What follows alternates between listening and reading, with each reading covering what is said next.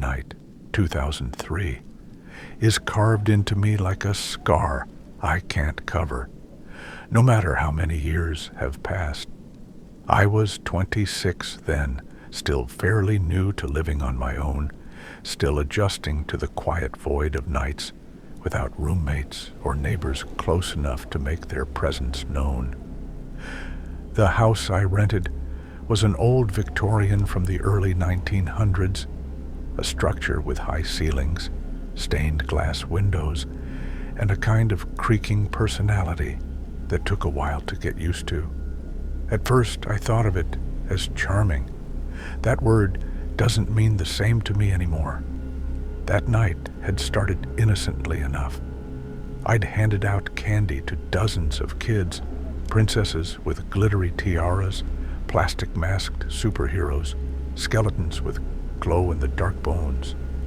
Around 9:30, the flow tapered off. By 10, the streets outside had grown silent, and the last echoes of laughter faded down the block. The porch light clicked off, and I sat alone in the living room, watching the orange glow of the jack-o'-lantern I'd carved earlier cast grotesque shadows on the wall. The house felt cavernous then, too big for one person. I told myself the rest of the night would be ordinary. I'd pour a drink, maybe watch a horror movie, then head to bed. But even then, before anything happened, I remember this heavy stillness settling over everything, like the house was holding its breath. It started faintly, so faint I almost mistook it for my imagination. A voice, a woman's voice. It came from upstairs. At first, it was indistinct, a murmur blurred by distance and age-old walls. I leaned forward on the couch, straining to listen. The sound grew sharper, though not loud, just clear enough that I knew I wasn't imagining it. A woman was speaking in my house. I froze. I was alone. The house's staircase stood directly across from the living room. Shadows pooled there, the banister curling upward into darkness. My mind scrambled for rational explanations. Maybe I'd left the television on upstairs. Maybe a radio had somehow clicked on. But I knew I hadn't. The house had no television upstairs, no radio, just my bedroom and a study, both silent when I'd left them. I stood, every board under my feet groaning like it resented my weight. The voice persisted, low but deliberate. It wasn't singing, not muttering, it was speaking. I couldn't make out the words, but the cadence was there, feminine, calm, too calm. I tried calling out, my voice thin and unsteady. Hello? Who's there? The talking stopped instantly. The silence that followed was so complete, it was suffocating. My heart thundered in my ears as I took a step toward the staircase. Logic screamed to call someone, to get out of the house. But another part of me, the same reckless curiosity that made me love old houses in the first place, pushed me onward. I started up the stairs. Each step moaned like the house itself was warning me back. Halfway up, I paused. The air was colder there, the kind of chill that sinks into your bones. Not the draft of an old window, but something deeper. At the top of the stairs, the hallway stretched long and narrow, the wallpaper faded and peeling in spots, like the house hadn't quite shed its century of age. And there, just beyond my bedroom door, I heard her again. The voice resumed. Louder now, clearer. She was speaking words this time. A string of them, rhythmic, almost like a recitation. They weren't in a language I recognized, or maybe they were English, but so old, so distorted, that they sounded foreign. I stepped into the hall. My throat was dry, my voice cracked. Who are you? The talking stopped again. This time, though, it didn't vanish into silence. A new sound emerged, slow and deliberate.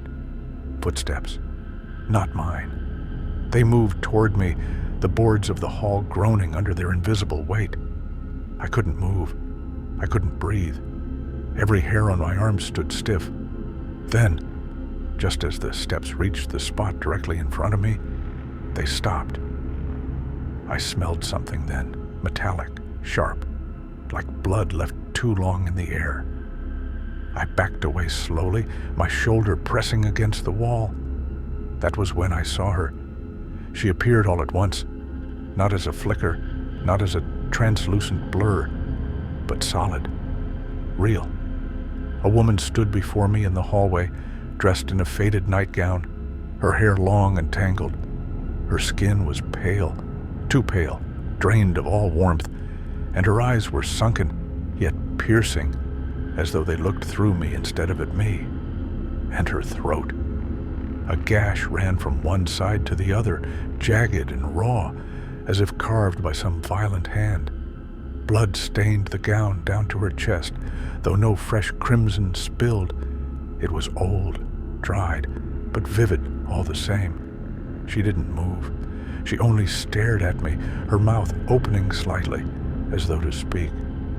When the sound came, it wasn't words. It was a wet, gurgling whisper that made bile rise in my throat. I staggered backward, nearly tripping down the stairs. My eyes refused to look away, but my body screamed to flee. She took a step toward me. Her bare feet made no sound, but the floor creaked under the weight of something that shouldn't exist. I ran. I tore down the stairs, heart pounding so violently I thought it might burst. Behind me, I swore I heard her descending too, not running, just moving steadily, relentlessly, as if nothing could slow her. I bolted out the front door into the crisp October night. The neighborhood was silent. Not a car passed, not a voice carried. The world felt deserted. When I turned back to the house, every window was dark except one, the upstairs window of my bedroom. She stood there, framed in the glass, her hand pressed to the pane, her slit throat glistening faintly in the moonlight. I stumbled back, nearly falling into the yard, and then, in the blink of an eye, she was gone. I didn't sleep in that house again. I packed my belongings in daylight with friends to help me, though I told them nothing beyond vague mutterings about a break-in and not feeling safe. It's been over 20 years now, but that Halloween night has never left me. Sometimes I dream of her standing silently in the hallway, watching.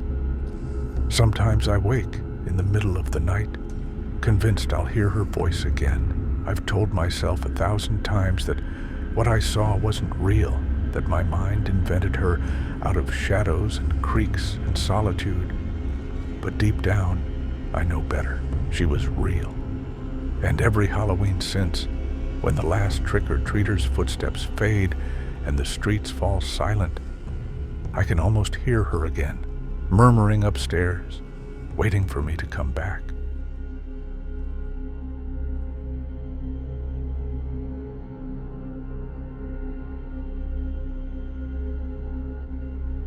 Some memories fade, softening around the edges until you can barely tell if they were dreams or real. But some stay sharp, like glass under the skin. For me, Halloween night 2016 is one of those. I was 11 years old, just a kid with a pillowcase for candy and too much energy to notice the chill creeping into the air. But what happened that night carved itself into me in a way I'll never shake. Even now, 10 years later, I can close my eyes and feel it all. The sting of October wind on my cheeks, the crunch of leaves under sneakers, the taste of chocolate on my tongue, and the house. Always the house. Back then, Halloween in our town was magic. Parents went all out, yards littered with plastic bones, fog machines spilling mist onto driveways, porch lights glowing orange and purple. Kids ran wild in masks and capes, their laughter chasing each other through the streets. The whole neighborhood felt alive, buzzing with sugar and mischief. There were 5 of us that night. Me, my best friend Connor, Quiet James, and the Morales twins, Lucas and Mateo. We were at that in-between age, too old for little costumes from the store, too young to give up candy. Our outfits were a mess of what we'd thrown together. Connor wore his dad's flannel with fake blood smeared on it. James had a plastic skull mask. The twins were some kind of zombie baseball players. I had a cheap vampire cape and plastic fangs that kept slipping out of my mouth. We hit house after house, our bags getting heavier with every street. Parents gave us indulgent smiles and too much sugar, and we ate as we went, fingers sticky with melted chocolate. For a while, it was just fun, running across lawns, shoving each other, laughing too loud. But then we turned onto Maplewood Lane. Maplewood was quieter than the other streets, lined with older houses. At the very end, half hidden behind sagging trees, was the Lawson place. Everybody in town knew it. It was one of those houses kids dared each other to approach, the kind that gave you shivers even in broad daylight. The paint peeled like sunburned skin, the shutters hung loose, and the porch sagged as though the house itself was tired of standing. Nobody had lived there in years, or so we thought. That's what made us stop dead in our tracks. The porch light was on. It wasn't bright, not like the new LED bulbs on other porches, but a faint yellow glow, buzzing faintly, like it was straining just to stay alive. "Dude," James muttered behind his mask, "they've got the light on." That means Candy Connor shook his head immediately. That's the Lawson place. No one lives there. Everyone knows that Lucas elbowed his twin, grinning through cracked zombie makeup. "Bet you're too scared to knock." Mateo shoved him back. "No way." "You are." The rest of us laughed nervously, but my stomach was already twisting. Still, when you're 11, you can't back down from a dare, not when your friends are watching. Before I could think better of it, I said, "I'll do it." We crept up the path. The grass was overgrown, crunching underfoot, and the steps to the porch bent with every step, wood splintering under our weight. The air seemed colder there, the night quieter, as if the whole street was holding its breath. I raised my hand and knocked. The sound echoed strangely, too loud, too hollow, like it traveled through a space much larger than the house in front of us. For a second, nothing, just the buzzing light and the creak of the porch. Then, slowly, the door opened.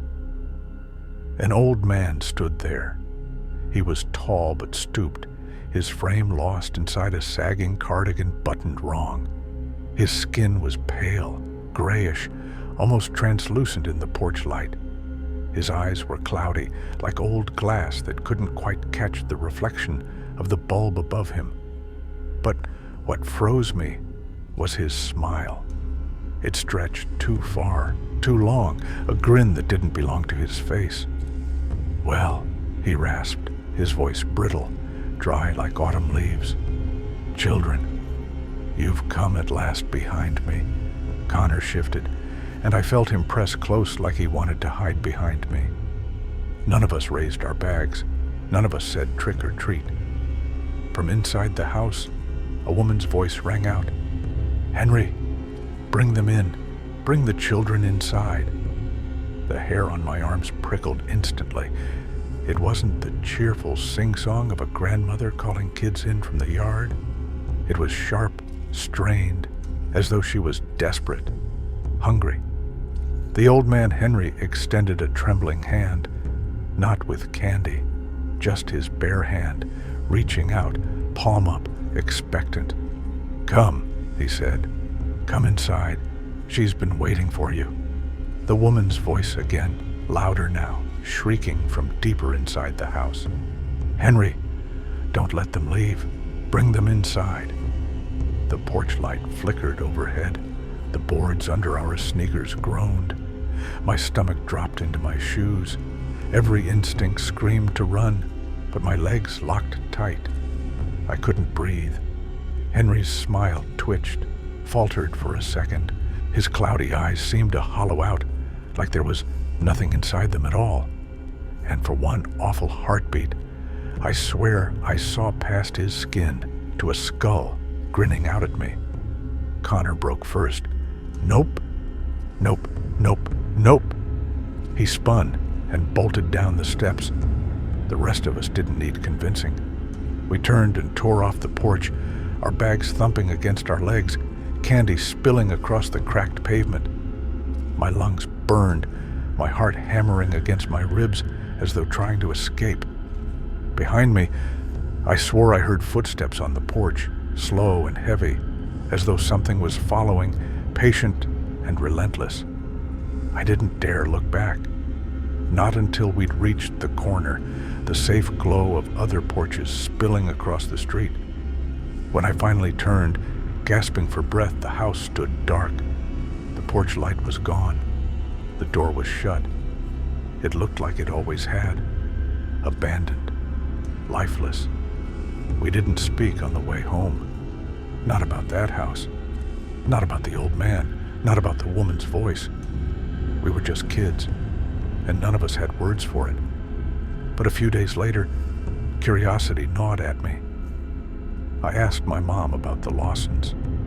She went pale and tried to change the subject, but eventually I pieced it together. Henry and Margaret Lawson had lived in that house. On Halloween night, 1996, a fire broke out. Neighbors claimed they heard Margaret screaming, but by the time fire crews arrived, both she and Henry were dead. No one had lived there since. So, who opened the door for us? Who called out from inside? I know what I saw, what we all saw. The man at the door was Henry. The voice inside was Margaret. And they weren't trying to hand out candy. They were trying to lure us in.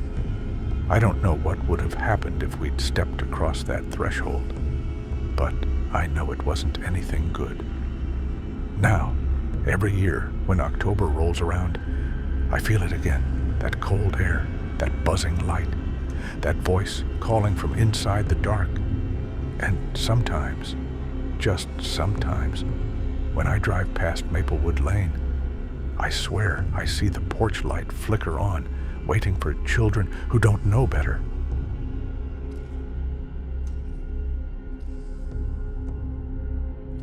It's been more than 3 decades, but I can still remember the way that night smelled. The sting of fallen leaves, rotting in gutters, the faint tang of chalk dust baked into old wood, and the iron weight of history pressing down on me. Halloween night, 1990. I was 15 years old, a sophomore in high school, and I thought I was invincible. That afternoon, I had pulled what I thought was the greatest prank of my life. The whole school crowded into the gym for the Halloween assembly, the principal giving one of his long, boring speeches. I had rigged up a skeleton on a pulley system above the stage and timed it so that when he launched into his speech about safety, the skeleton dropped right behind him. The shrieks, the laughter, the roar of the crowd. It was glorious. The principal didn't think so. By the end of the school day, I was sitting in detention, my prize for showboating in front of everyone.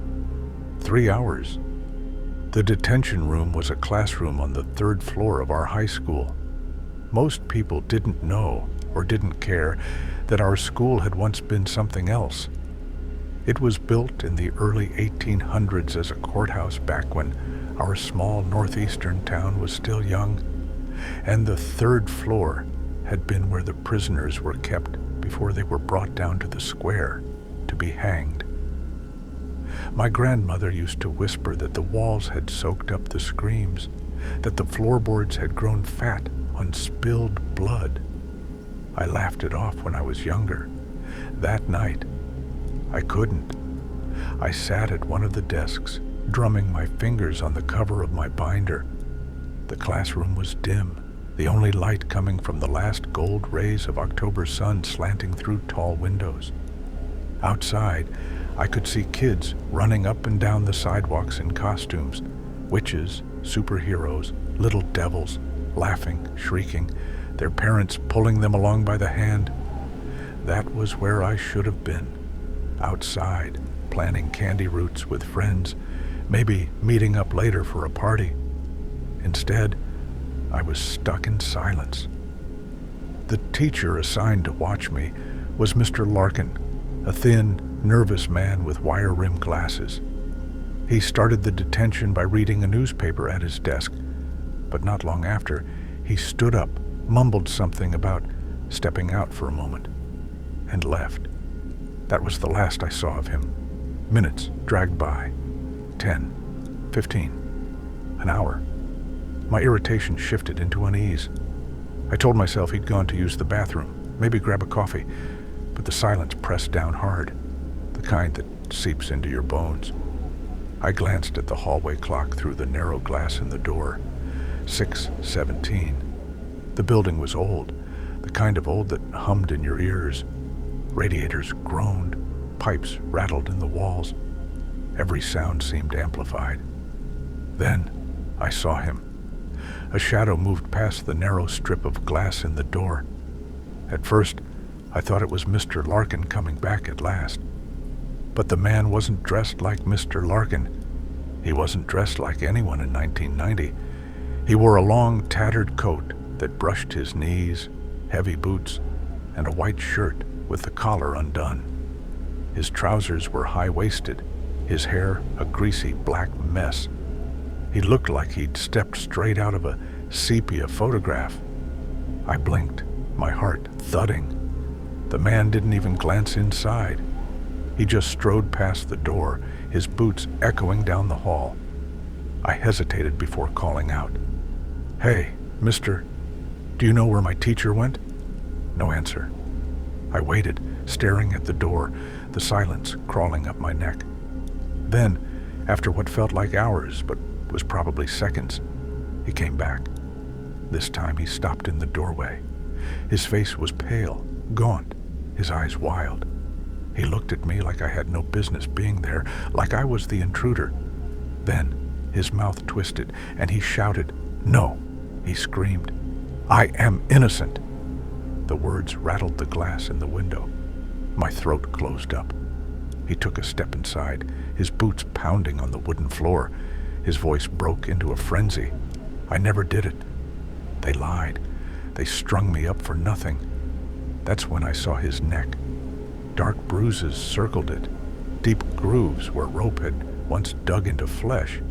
His skin was mottled, torn in places, like he'd been hanged over and over again and spat back into the world.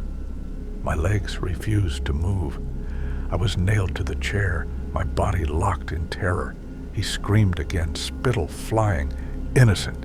Innocent!" His fists shook, his eyes blazing with fury and despair. I scrambled for anything at all, and clutched my binder to my chest like it could shield me. He stepped closer, his boots shaking the boards, his shadow falling across me. Then he lunged. I braced myself, binder raised, waiting for the impact, and then silence. He was gone, just gone. The doorway stood empty, the hallway beyond it still. The classroom hummed with the old radiator again, nothing else. My chest heaved, my knuckles white against the binder. My ears rang from the echoes of his screams. The words seared into me. "I am innocent. I am innocent." Outside the window, kids still laughed. Their costumes streaked across the sidewalks. Parents called to them, porch lights glowed, the night alive with joy. But I sat there, Alone in that rotting courthouse turned school, my spirit carved hollow. Halloween lost its shine for me in those 3 hours. I couldn't hear laughter anymore without also hearing the echo of a dead man's rage. Eventually, Mr. Larkin returned. He slipped back in like nothing had happened, smelling faintly of smoke, flipping through his paper. He didn't ask me a thing. He didn't notice my pale face, my shaking hands. Or maybe he did and chose not to speak. When the clock finally struck 9, I bolted. I didn't trick or treat. I didn't go to a party. I just walked home, every shadow stretching long and cold behind me. That was 1990. I've lived a lot of Halloween since then. I've carved pumpkins, handed out candy, even taken my own kids around the block. But that night clings to me still. Sometimes, when I close my eyes, I see him in the doorway, his coat heavy with dust, his neck mangled by rope. I hear him shouting, feel the heat of his fury, the weight of his grief. And I wonder, was he a guilty man clawing at eternity with lies?